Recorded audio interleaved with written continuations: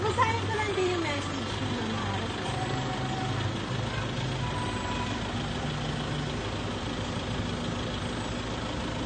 May puso, Maika, happy birthday. Mama loves you more and miss you a lot. I'm sorry wala ako sa special day mo.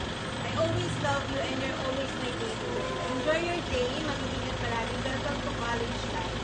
I am rooting for you, always love you. Ano ba sabi mo sa mama mo?